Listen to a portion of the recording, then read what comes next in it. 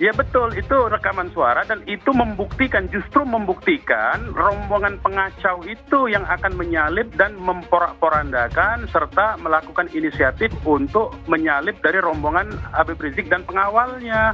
Di dalam rombongan itu ada bayi 2 orang. Saya ingatkan, di rombongan itu ada bayi 2 orang, ada balita 3 orang. Ada balita 3 orang, bayi 2 orang, ada perempuan di situ. Kalau Anda sebut faktanya ada anak-anak, ada perempuan di dalam itu teknik klasik menjadikan mereka benteng. Itu cucu beliau, cucu Habib Rizik, nggak mungkin dikorbankan. Iya, tapi diajak jalan jam 1:30 malam itu enggak, karena besok pagi mau pengajian. Besok pagi mau pengajian subuh keluarga. Wajar. 1:30 malam itu nggak masuk akal saya. Kalau jam 8 malam, karena Bapak nggak pernah jam ngaji. itu teknik untuk melindungi satu. Yang kedua, polisi kan juga nggak tahu ada anak-anak di dalam jam 1:30 malam, gimana caranya melihat. Artinya apa? Kalau Anda bilang ini innocent bystander, itu bullshit, itu nggak ada. Bagaimana kejadian di lapangan itu akan didukung nanti dari bukti-bukti apakah rekaman suara mau secara lengkap ya, tidak sepotong maupun video.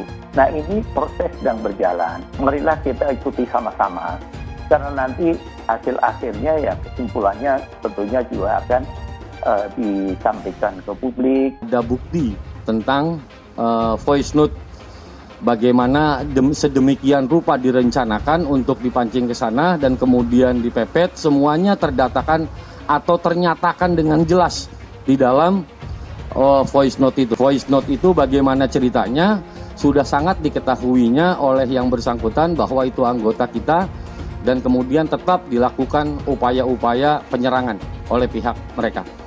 Itu nyata dan itu tidak dikarang-karang dan itu terdengar di dalam voice note tersebut. Itu fakta-faktanya. Kalau memang dia ingin mengadakan pengajian, kenapa juga harus menyerang mobil Polri yang ada di belakangnya? Telusuri siapa pemilik senjata api, bagaimana cara memperolehnya dan lain sebagainya, dikaitkan dengan yang terlibat di dalamnya dalam peristiwa tersebut. Dengan tim pencari fakta independen untuk bisa menguak bagaimana peristiwa ini yang sebenarnya, walaupun kita sudah melihat bagaimana fitnahan-fitnahan yang ditujukan kepada Front Pembela Islam maupun kepada laskar-laskar kami, itu semuanya tapi tetap perlu untuk bisa terkonstruksikan ya dengan data-data dan bukti-bukti, insya Allah Ta'ala dengan keterbukaan dan juga dengan rasa keadilan. Peristiwa ini harus segera diselidiki. Kalau perlu oleh sebuah tim yang independen, tim gabungan pencari fakta yang independen, sehingga betul-betul terungkap siapa yang melakukan kesalahan.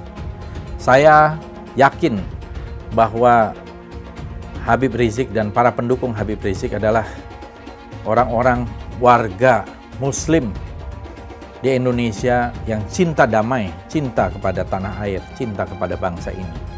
Saya bersaksi bahwa Habib Rizik adalah orang yang baik, orang yang banyak pengikutnya, dan saya yakin beliau cinta kepada tanah air.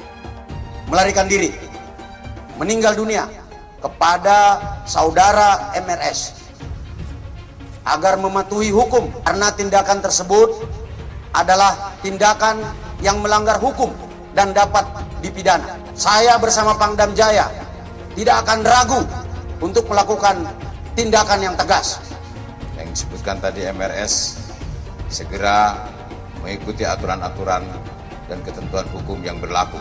Saya ditangkap, ditaruh di Makobrimob. Sehat dan Habib Rizik kooperatif. Habib Rizik sudah memberikan keterangan dan Habib Rizik sudah mengakui kesalahannya. Dari revolusi akhlak bisa berubah menjadi jihad fisabilillah, sudah.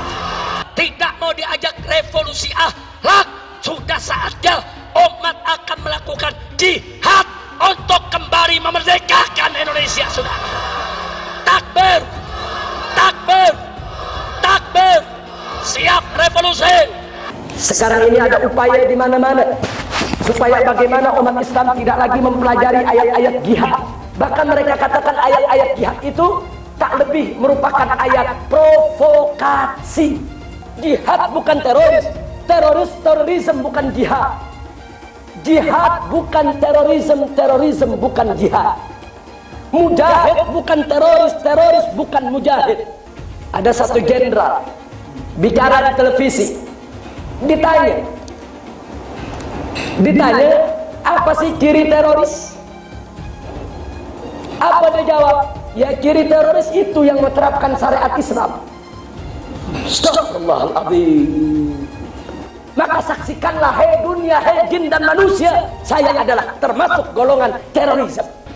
Habib Rizik, napa? Yang terhormat Gus Dur yang selalu menyebut saya teroris lokal. Gus Dur itu buta mata juga buta hati. Gus Dur menyatakan bahwa FPI harus bubar. Tapi alhamdulillah dengan pertolongan Allah, 4 bulan kemudian bukan FPI yang bubar, tapi Gus Dur yang bubar, jatuh dari kekuasaannya. Ya Habib, kita jadi kalau jadi presiden aja nggak bisa bubarkan FPI, bagaimana sekarang mau bubarkan FPI? Boleh nggak Habib menghina orang lain? Nggak boleh. Masa punya darah Rasulullah kok menghina orang? Kan nggak pantas. Evolusi akhlak.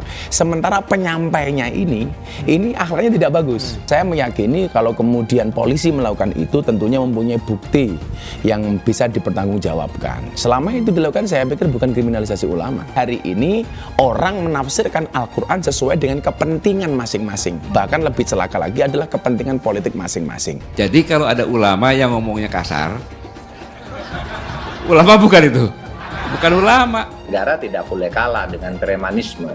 Bersinggungan dengan hukum atau tidak, maka di situ tidak ada pandang bulu. Dari awal saya sudah mengatakan, tidak ada kriminalisasi ulama, tidak ada. Yang dikriminalisasi adalah mereka-mereka yang memiliki kesalahan. Presiden tidak minta maaf, menteri tidak minta maaf, kami akan ajak umat Islam rame-rame turun, kita demo kepung istana presiden supaya tidak kurang ajar. Takbir. Presiden goblok, udah menteri agamanya saudara sesat, kurang ajar, korinya dajjal, istananya menjadi istana iblis. Kalau saya ajak turun kepung istana, siap tidak? Siap tidak? Takbir. Kalau ikut Pancasila Bung Karno, sila ketuhanan dipantat, saudara. Video azan cuman hayya 'alal shalah diganti hayya 'alal jihad. Jadi nanti yang jawab Allahu Akbar ataupun hayya 'alal jihad juga. Anda tunggu sekarang Bang Riz. Hayya 'alal jihad. Hayya 'alal jihad. Seumur hidup saya belum pernah lihat ada orang adzan kok kayak gitu. Adzan kok seruan untuk sholat diganti seruan untuk jihad. Nah, ini sesuatu yang sangat bertentangan ya dengan ajaran Nabi Muhammad SAW. Kalau ada sesuatu ya selesaikan sesegera mungkin. Jangan dia ditunggu sampai meningkat. Tadi kan ditunggu sampai meningkat. Sebenarnya dari dia datang pun sudah ada pelanggaran kan. Dari awal itu sudah seperti itu. Ya, baliho juga sesegera mungkin turun dengan. Tidak ada sedikit pun niat untuk melakukan tindakan-tindakan di luar konstitusi. Tidak ada imajinasi untuk melakukan pemberontakan apalagi. Kenapa Habib Rizik dijadikan musuh? Copot segera Pangdam Jaya. Jadi kalau tentara dan polisi nggak bisa menegakkan hukum di sana, nggak berani untuk menangkap para pelaku, suruh pakai BH sama rok. Saya mau tanya, namanya kita ganti jangan? Jadi apa? Jadi apa? Teriak yang serempak, lebih keras, lebih kompak. Jokowi kita ganti namanya menjadi Jokodok, saudara. Setuju? Siap turunkan Jokodok? Siap turunkan Jokodok? Siap lengserkan Jokodok? Takbir! Siap turunkan Jokodok? Apa pantas odok mendok di istana? Siap keluarkan dari istana? Siap lengserkan? Takbir! Siap serbu istana? Siap serbu istana? Siap ambil alih kekuasaan? Takbir! Kalau besok terjadi lagi peristiwa penyerangan terhadap umat Islam, Saya minta kepada umat Islam, tidak usah nunggu pemerintah, bunuh semua pendeta yang terlibat, saudara. Takbir. Berani bunuh pendeta-pendeta radikal, berani habisi Kristen radikal. Takbir. Berani, benar, dan berani.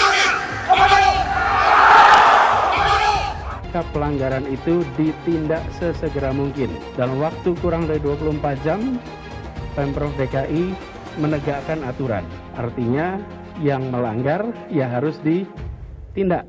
Itulah yang kita lakukan. Kalau ada satu gambar binatang, terus ditulis Habib Rizik, berarti itu menghina saya sebagai binatang. Walaupun itu gambar bukan gambar saya, saudara. Itu penghinaan kepada Nabi alaihi salatu wassalam.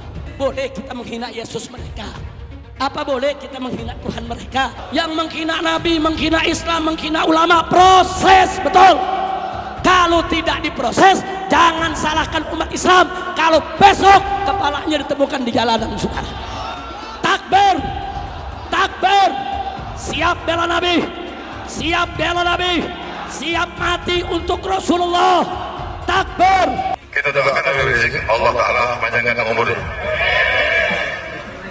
jadi pemimpin insyaAllah di Indonesia. Yang kedua, Allah pendekkan umur Megawati Pak Jokowi. Al-Fatihah. Ada lonte hina Habib, sampai lonte ikut-ikutan ngomong, lonte hina Habib digagak polisi, ditangkap enggak, dijagain, jangan-jangan minta jatah kali.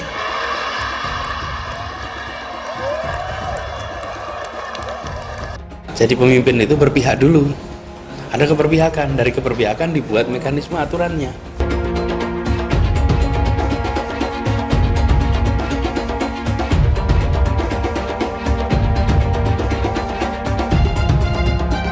Maka konsekuensinya kita bisa menyaksikan lonjakan kasus seakan kita kembali ke bulan-bulan sebelumnya. Dan bila itu sampai terjadi, maka Pemprov DKI Jakarta, gugus tugas DKI Jakarta tidak akan ragu, tidak menunda untuk menggunakan kewenangannya, menghentikan kegiatan sosial ekonomi di masa transisi ini. Rakyat kecil yang nggak patuh protokol kesehatan didenda. Giliran ada yang bikin kerumunan, ribuan orang berkali-kali dibiarkan. Ada yang dari luar, gubernurnya malah sowan. Kenapa takut? Padahal tegas itu yang dirindukan kami, rakyat Indonesia. Gubernur goblok. Berpotensi besar untuk melarikan diri. Itu yang nggak boleh kita lupa tuh. Untuk segera ditahan. Karena sudah berulang kali selalu mengulang-ulangi penodaan agama, ditambah berpotensi untuk melarikan diri. Pancasila Soekarno, ketuhanan ada di pantai. Anak Tuhan dari mana? Kalau Yesus anak Tuhan, bidangnya siapa? Besok di seluruh wilayah Indonesia kami katakan bahwa padahal dia minoritas. Dia mulai tahu pertama kafir, kedua goblok. Kitab Bible Kristen itu bohong. Saya bukan mengatakan Bible Kristen fiksi, Bible Kristen itu palsu. Karena di salib itu ada jin kafir. Karena di salib itu ada jin kafir. Karena di salib itu ada jin kafir. Haleluya. Saya nggak pernah mundur untuk kebenaran, keadilan, kejujuran, dan peri kemanusiaan. Gue nggak pernah mundur. Dan gue nggak pernah takut juga sama lu.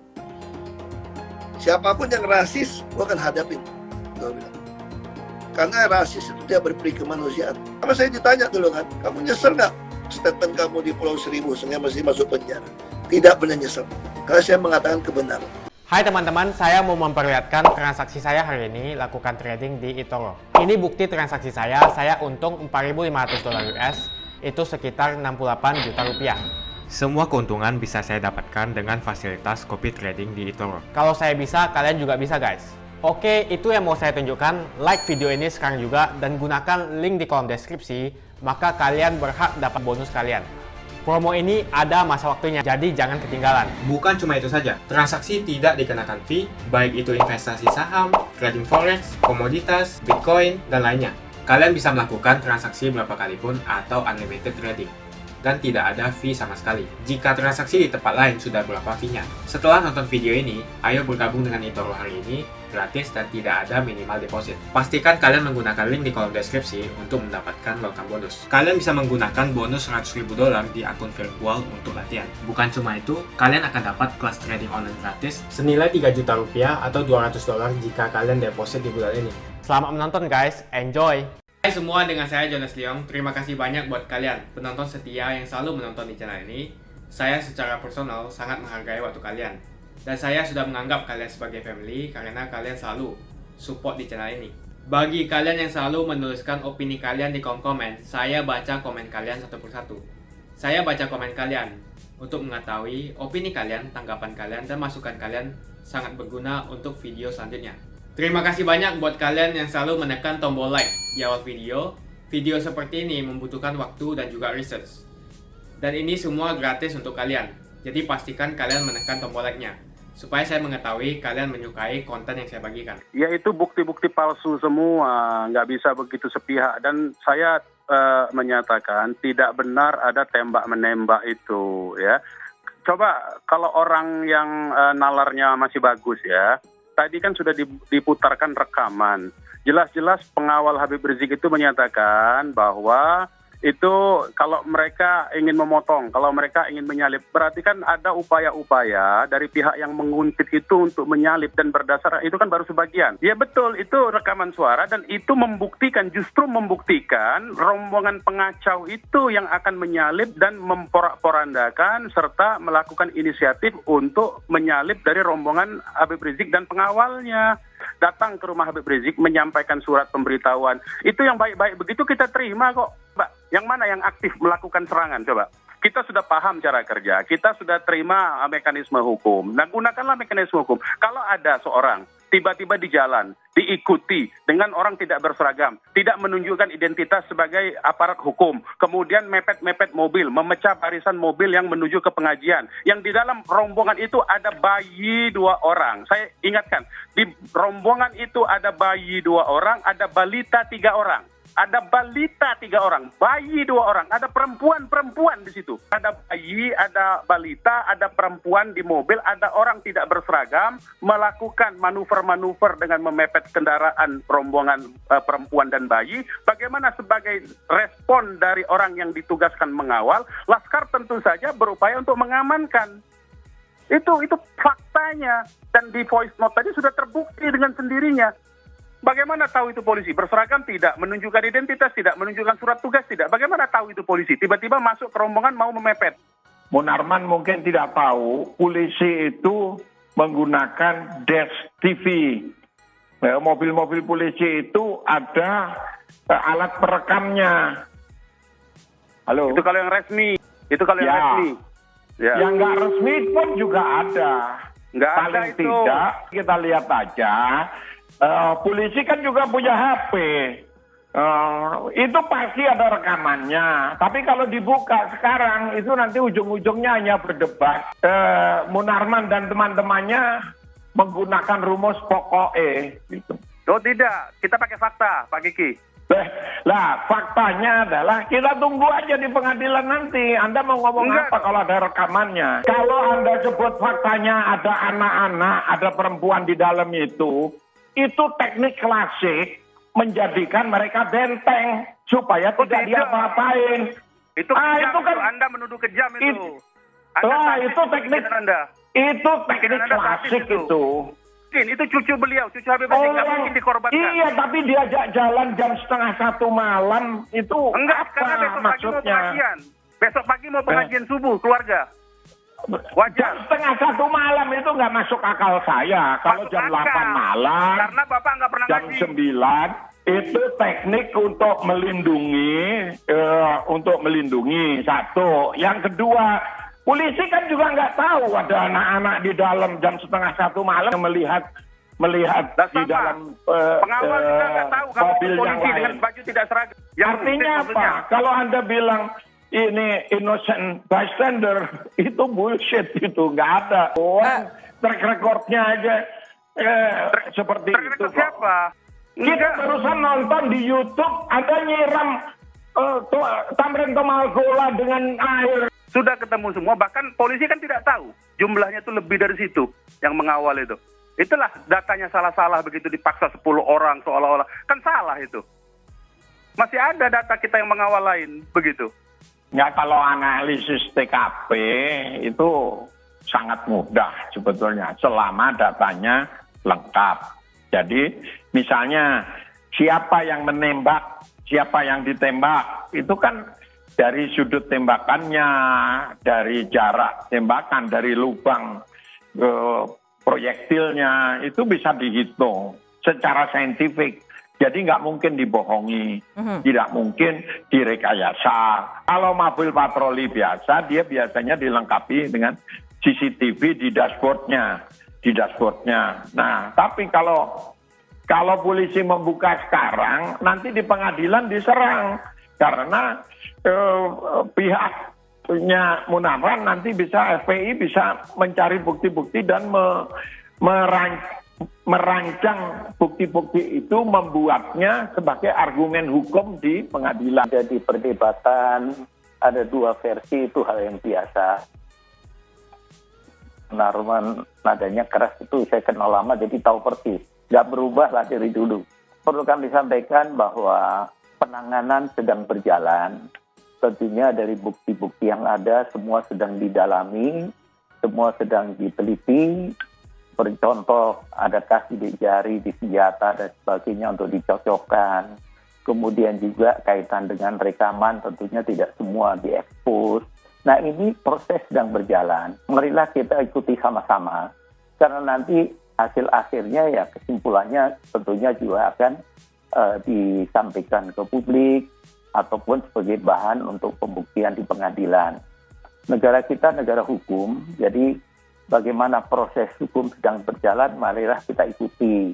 Bagaimana kejadian di lapangan, itu akan didukung nanti dari bukti-bukti apakah rekaman suara mau secara lengkap ya, tidak sepotong, maupun video.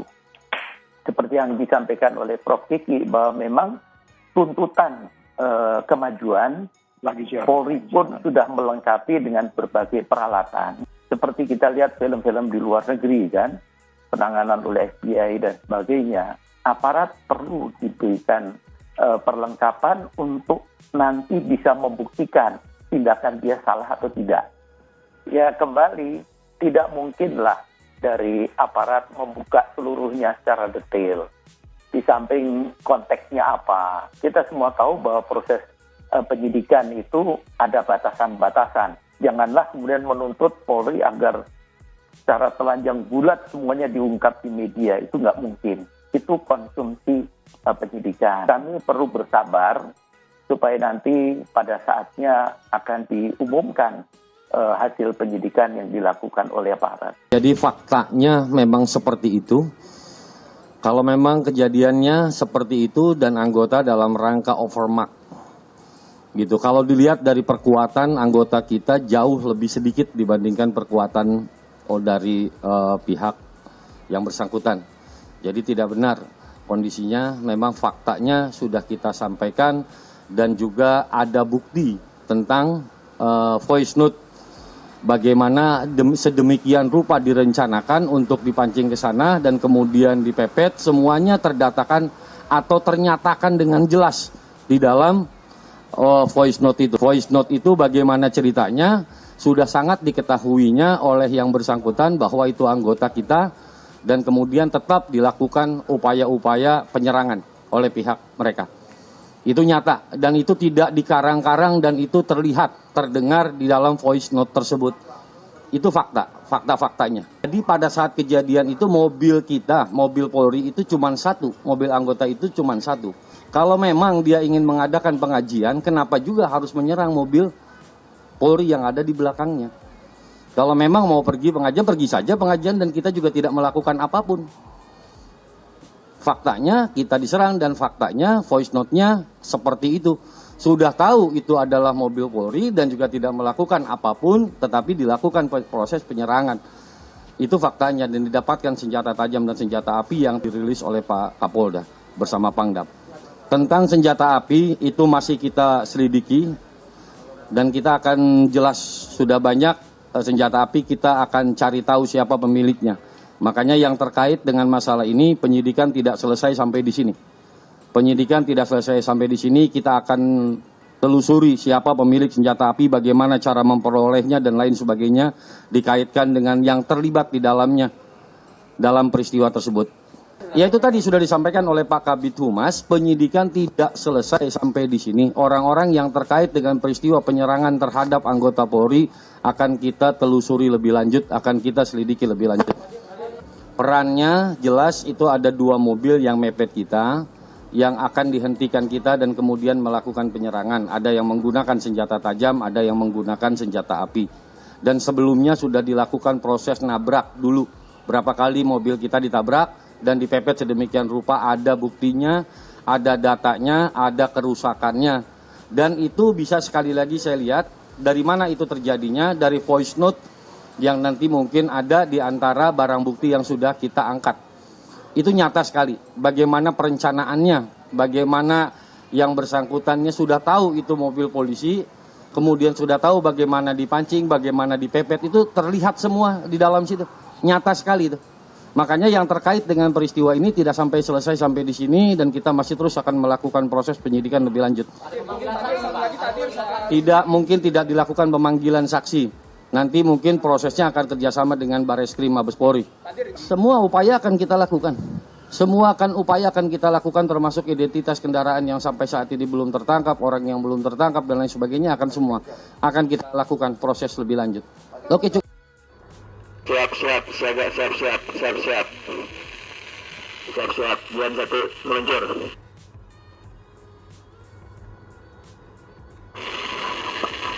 Laksus dan Madar apa sedang meluncur? Ada di posisi di mana? Mobil putih, Poi, depan kita nih. Bukan silver, Bang. Silver. Mobil Leo, silver. Silver. Plat belakangnya Poi. 1542 POI. Ini ada di depan kita, Bang Odon. Propos sama Denmaden suruh bikin sayap, jangan satu jalur. Bikin sayap kanan kiri. Monitor Bang Odon di KJD sebelah kiri nih. Ane lagi pantau, ya. Ini Ane ke depan dikit nih. Oke, ini KJD mobil kedua nih. Chevrolet maju. Bisa menegakkan hukum di sana, nggak berani untuk menangkap para pelaku, suruh pakai BH sama rok. Besok tentara dan polisi yang kalau anak Tuhan dari mana? Kalau Yesus anak Tuhan, bidangnya siapa? Besok di seluruh wilayah Indonesia kami katakan dan orang-orang Bali di berbagai wilayah kami kumpulkan, kami pulangkan ke Bali. Pancasila Soekarno, ketuhanan ada di pantat. Presiden goblok. Udah menteri agamanya saudara sesat, kurang ajar, korinya dajjal, istananya menjadi istana iblis. Hai teman-teman, kalian sudah membuka akun untuk melakukan investasi atau trading? Jika belum, membuka rekening di eToro gratis loh. Bahkan cuma butuh 5 menit saja. Cepat dan simple. Dan semua bisa dilakukan secara online. Sampai saat ini ketika kita mau melakukan investasi saham atau trading forex, kita masih menggunakan cara yang kuno. Seperti kita menelpon banker atau broker yang melakukan atau mengeksekusi transaksi kita. Tapi apakah kalian tahu di eToro kita membeli saham atau forex, kita cuma login, lalu memilih apa yang kita mau, lalu masukin angka berapa banyak yang ingin kita beli, lalu tinggal klik. Sesimpel itu. Sampai saat ini kita bingung mau investasi saham luar negeri, trading forex, komoditas, dan cryptocurrency di mana tepatnya. Kita bisa transaksi semua trading ini di eToro. eToro merupakan one-stop shopping. Sampai saat ini kita membayar fee di setiap transaksi kepada banker atau broker. Setiap kita melakukan transaksi jual beli, biasanya kita dipotong fee oleh platform kita. Kalau dalam 1 bulan kalian melakukan transaksi 1 kali, mungkin tidak terasa. Coba kalian melakukan trading sebanyak 100 kali. Sudah berapa fee-nya? Misalnya kalian membeli saham Google dengan fee per transaksi $10. Jika kalian membeli saham Google 10 kali, maka fee transaksi sudah $100. Belum lagi kita akan dikenakan fee ketika kita menjual saham itu. Itulah sebabnya saya memilih eToro, karena tidak ada fee sama sekali. Saya ulangi, di eToro tidak ada fee sama sekali ketika kalian melakukan transaksi. Dan yang kedua, kalian bisa melakukan unlimited trading, atau trading sebanyak apapun. Ya, kalian bisa melakukan trading 10 kali, 100 kali, 1000 kali dalam sehari. tanpa dikenakan fee. Jadi berapa banyak uang yang kita hemat dari fee saja. Sampai saat ini ketika uang dana kita dikelola oleh manajer keuangan, terkadang kita tidak diberitahu ketika akan melakukan transaksi. Bahkan investasi kita dipotong biaya.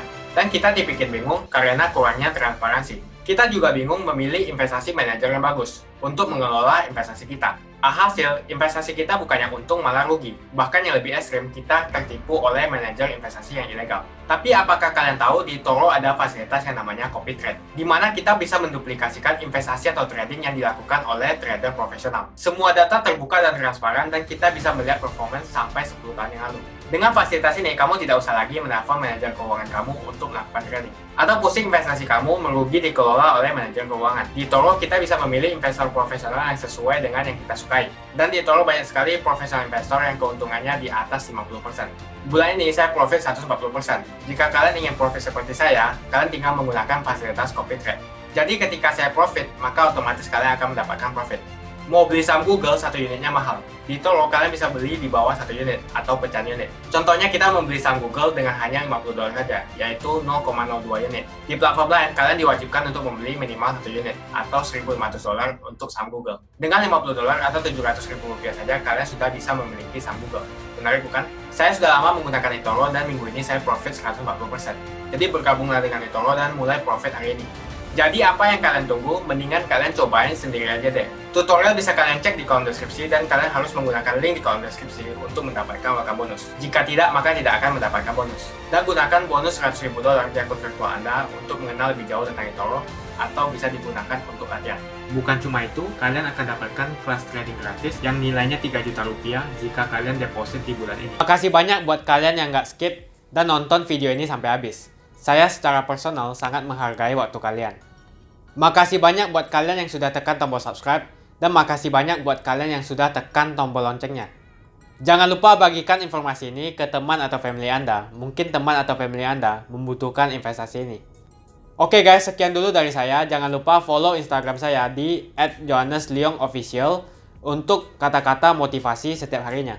Bagi kalian yang termotivasi nonton video ini, ayo like video ini dan subscribe di channel ini. Dan buat kalian yang sudah subscribe di channel ini, jangan lupa tekan tombol loncengnya, supaya kalian mendapatkan notifikasi setiap kali saya upload video.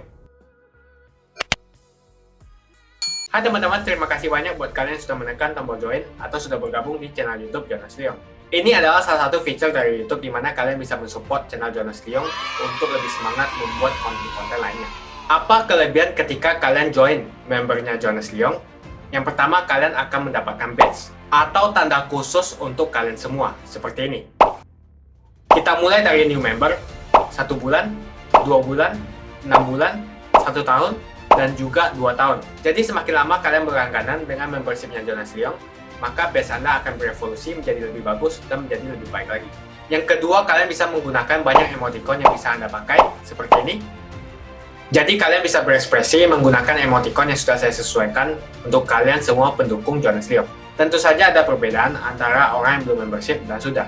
Dari segi tampilan nama yang di-highlight dan juga logo di samping nama ketika Anda komen. Dan juga komen kalian akan lebih sering saya reply dan juga akan saya pin atau feature di setiap video. Buat kalian yang tidak bisa ikutan atau bergabung membership, tidak masalah.